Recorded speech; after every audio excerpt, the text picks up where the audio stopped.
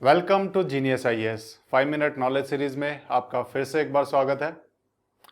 इस सीरीज में जिसमें हम कॉन्स्टिट्यूशन को जानने की कोशिश कर रहे हैं, पार्ट 5 दी यूनियन जिसका नाम है, इसके बारे में हम थोड़ी सी चीज़ें जान रहे हैं, जहां पर आर्टिकल 52 से लेकर 151 तक की बात की गई।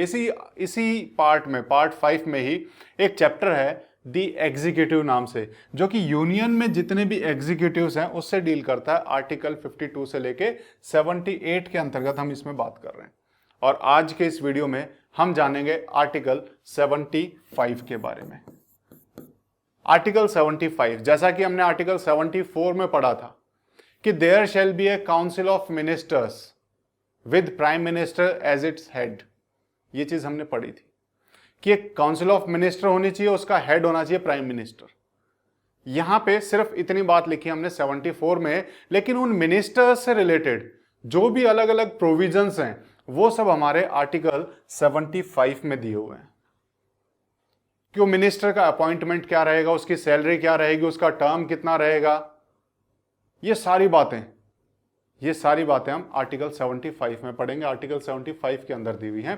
तो आर्टिकल 75 जिसकी हेडिंग है other provisions as to ministers, कि मिनिस्टर्स के दूसरे प्रोविजंस क्या हैं, क्या क्या हैं, एक एक करके हम देखते हैं और समझते हैं। सबसे पहली बात इसमें क्या लिखी हुई है, अपॉइंटमेंट की, कि इनका अपॉइंटमेंट कैसे किया जाता है। तो अपॉइंटमेंट कैसे होता है, सबसे पहला इसमें दो चीजें ध्यान रखना कि अपॉइंटमेंट में सबसे पहले तो प्राइम मिनिस्टर का देखेंगे। प्राइम मिनिस्टर का अपॉइंटमेंट कैसे होता है। प्राइम मिनिस्टर का अपॉइंटमेंट किया जाता है बाय प्रेसिडेंट,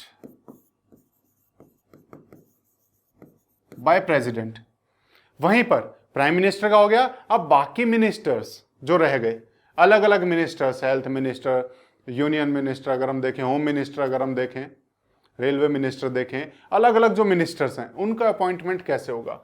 तो बाकी मिनिस्टर्स, उनका अपॉइंटमेंट कैसे होगा, उनका भी अपॉइंटमेंट प्रेसिडेंट के द्वारा ही किया जाता है, लेकिन सलाह मानी जाती है प्राइम मिनिस्टर की। तो प्राइम मिनिस्टर की सलाह पे प्रेसिडेंट के द्वारा ही किया जाता है, on advice of PM. PM की एडवाइस पे प्रेसिडेंट बाकी मिनिस्टर्स को नियुक्त करता है, अपॉइंट करता है। अपॉइंटमेंट हमने देखा कि कौन करता है। उसके बाद आगे बात करते हैं बाकी मिनिस्टर्स की। इनका टर्म कितना रहेगा, कितने साल के लिए प्रेसिडेंट इन्हें अपॉइंट करता है। प्राइम मिनिस्टर को या काउंसिल ऑफ मिनिस्टर को कितने साल के लिए अपॉइंट किया जाता है, या फिर किसी एक मिनिस्टर को कितने साल के लिए अपॉइंट किया जाता है। तो इसके बारे में जो हमारा संविधान कहता है वो ये कहता है कि जो भी मिनिस्टर है वो तब तक काम करेगा जब तक प्रेसिडेंट चाहेगा, on the pleasure of president, कि वो सिर्फ उतने ही टाइम तक काम करेगा जब तक प्रेसिडेंट चाहेगा। हालांकि प्रेसिडेंट अपनी मर्जी से सारी निर्णय नहीं लेता है। अगर कोई मिनिस्टर काम नहीं कर रहा है ढंग से तो प्राइम मिनिस्टर सलाह देता है प्रेसिडेंट को कि ये मिनिस्टर अब मेरे आपे से बाहर हो गया, आप इसको हटा दीजिए। हटाने का काम प्रेसिडेंट का है, लेकिन सलाह प्राइम मिनिस्टर की मानी जाएगी। तो ये हमने देखा कि टर्म कितना हुआ। तो टर्म इनका फिक्स नहीं होता है। जैसे हम कई बार कह देते हैं कि 5 साल के लिए सरकार चुनी गई है, लेकिन 5 साल से पहले भी गिर जाती है जब वो बहुमत हासिल नहीं कर पाते हैं, उस टाइम पे सरकार गिर जाती है। ऐसे ही मिनिस्टर्स भी पूरे 5 साल के लिए परमानेंट नहीं है, बीच में भी आपने मिनिस्टर को चेंज होते हुए देखा होगा। तो ऐसा नहीं है कि उनको अपॉइंट कर दिया गया मिनिस्टर तो 5 साल रहेंगे, नहीं। प्रेसिडेंट जब तक चाहेगा तब तक, और प्रेसिडेंट कब तक चाहेगा, जब तक प्राइम मिनिस्टर चाहेगा। अपनी मर्जी से प्रेसिडेंट नहीं हटाता है, प्राइम मिनिस्टर की सलाह पे ही मिनिस्टर्स को लगाया जाता है, और प्राइम मिनिस्टर की सलाह पे ही इनको हटाया जाता है। ठीक है, ये भी चीज हमने देखी। अब हम एक और चीज अगर हम देखें कि इनकी ओथ जब अपॉइंट किया गया, मैंने एक चीज को छोड़ा है जानबूझ के, आगे बात करेंगे। ओथ, इनकी ओथ कौन दिलाता है। जब ऑफिस में जाएंगे, जब वो अपना पदभार ग्रहण करते हैं, जब एक ऑफिस को प्रिज्यूम करते हैं, तब उस टाइम पे उनको ओथ दिलाई जाती है, ओथ ऑफ ऑफिस। उस ऑफिस की ओथ कि मैं पूरी निष्ठा और लगन के साथ काम करूंगा, और उसके साथ साथ ओथ ऑफ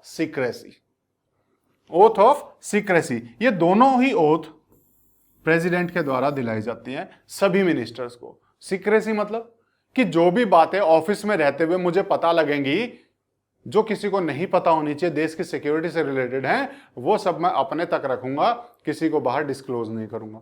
तो ओथ ऑफ सीक्रेसी और ओथ ऑफ ऑफिस, ये दोनों ओथ, शपथ मिनिस्टर्स को दिलाई जाती है। किसके द्वारा? ये भी हमारे प्रेसिडेंट के द्वारा दिलाई जाती है। और एक चीज और इसमें ध्यान रखना कि जो हमारी ओथ है वो ओथ 3rd शेड्यूल में लिखी है।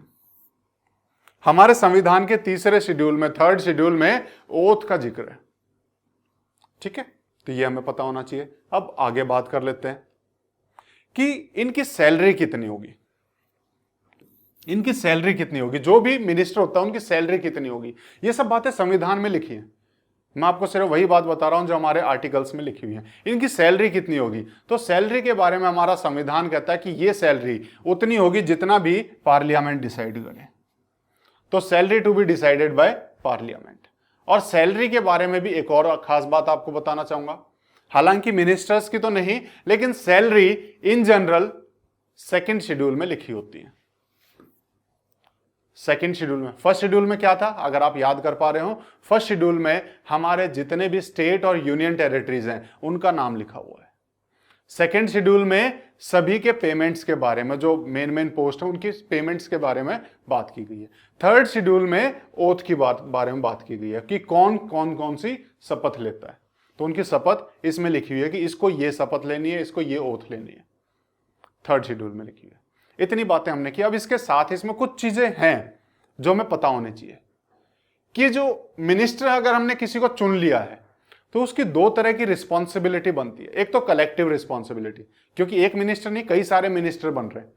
ये सभी मिनिस्टर्स कलेक्टिवली एक साथ रिस्पॉन्सिबल हैं, जवाबदेह हैं to the house of people. House of people क्या है? लोकसभा। इसको हम लोकसभा भी कहते हैं।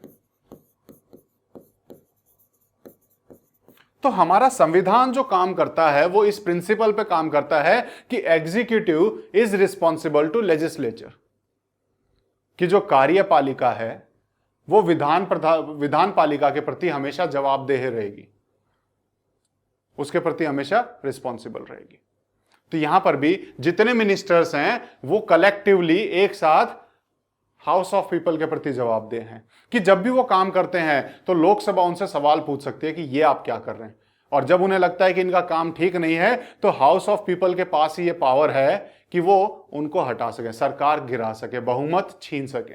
बहुमत कहां से छीना जाएगा? हाउस ऑफ पीपल से। तो यहां से हम कह सकते हैं कि ये सभी मिनिस्टर्स हाउस ऑफ पीपल के प्रति जिम्मेदार रहते हैं। एक और चीज इसमें आती है जो यहां पर कहीं अगर मैं लिखा नहीं है, लेकिन एक और चीज जो हमें पता होनी चाहिए, इंडिविजुअल रिस्पॉन्सिबिलिटी, कि एक मिनिस्टर व्यक्तिगत रूप से किसके प्रति जिम्मेदार रहे।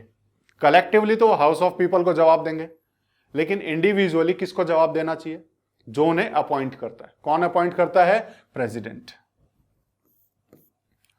तो इंडिविजुअल रिस्पॉन्सिबिलिटी, डायरेक्ट रिस्पॉन्सिबिलिटी रहेगी प्रधानमंत्री के प्रति, और इनडायरेक्टली वो प्रेसिडेंट के प्रति इंडिविजुअली रिस्पॉन्सिबल रहेंगे, क्योंकि वही उनको अपॉइंटमेंट करने वाला है, तो वो उन्हें रिमूव भी कर सकता है, तो इसीलिए उसके प्रति जिम्मेदार रहेंगे। अब एक और चीज हमने यहां पे छोड़ी हुई है। एक सवाल हमारे दिमाग में आना चाहिए, क्या किसी ऐसे व्यक्ति को मिनिस्टर बनाया जा सकता है जो कि मेंबर ऑफ पार्लियामेंट नहीं है? क्या किसी ऐसे व्यक्ति को हम बना सकते हैं मिनिस्टर कि जो मेंबर ऑफ पार्लियामेंट ही नहीं है, यानी जिसका ना तो इलेक्शन हुआ है ना नॉमिनेट हुआ है, वो ना तो लोकसभा का मेंबर है ना राज्यसभा का मेंबर है, क्या हम उसे मिनिस्टर बना सकते हैं? तो हमारा संविधान इसके प्रति हाँ कहता है, और आर्टिकल 75 में ही लिखा हुआ है कि एक ऐसा व्यक्ति जो मेंबर ऑफ पार्लियामेंट नहीं है उसको 6 महीने तक मिनिस्टर बनाया जा सकता है। अगर उसे 6 महीने से आगे भी मिनिस्टर पद पर रहना है तो उसे मेंबरशिप लेनी पड़ेगी, चाहे लोकसभा की चाहे राज्यसभा की, यानी कहीं ना कहीं किसी एक जगह का मेंबर उसे बनना पड़ेगा, चाहे इलेक्शन के थ्रू चाहे नॉमिनेशन के थ्रू। लेकिन अगर वो मेंबर नहीं बन पाता है तो मैक्सिमम 6 महीने तक वो मिनिस्टर रह सकता है, उसके बाद ऑटोमेटिकली वहां से उसे हटा हुआ मान लिया जाएगा। ठीक है, ये चीज हमें पता होनी चाहिए जो कि हमारे आर्टिकल 75 में लिखी हुई है। इसके साथ एक सवाल जो हम सबके दिमाग में आता होगा, कि कितने मेंबर्स को मिनिस्टर का पद दिया जा सकता है। कई बार हम देखते हैं कि कई बार ज्यादा मिनिस्टर्स बन गए, कई बार कम बन गए। ऐसे में हर एक की इच्छा रहती है कि मैं भी मिनिस्टर बन जाऊं। तो क्या जितने मेंबर्स हैं सबको मिनिस्टर क्यों नहीं बना देते? और अगर लिमिट है तो कितनी है? तो यहां पर कोई लिमिट है या नहीं है? अगर मैं बात करूं इसकी तो 2003 से पहले मिनिस्टर्स की संख्या पे कोई लिमिट नहीं थी। मिनिस्टर की संख्या पे कोई लिमिट नहीं थी, कितने ही पद बांट दो, कितने ही मिनिस्टर बना लो। लेकिन 2003 में हमने एक अमेंडमेंट किया जिसको हम कहते हैं 91st कॉन्स्टिट्यूशनल अमेंडमेंट एक्ट, 91वां संविधान संशोधन अधिनियम, जो कि 2003 में हमने किया।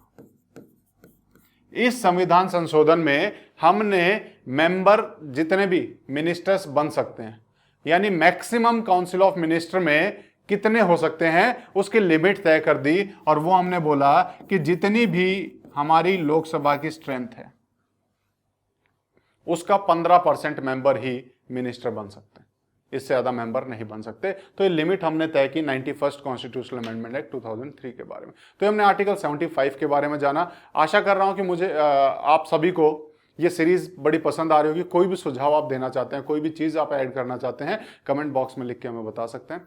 हम ऐसे ही इस सीरीज को पूरा करेंगे और हमारे संविधान को जानने की कोशिश करते रहेंगे। आज के वीडियो में इतना ही, मिलेंगे नेक्स्ट वीडियो में। तब तक के लिए thank you, take care, bye bye.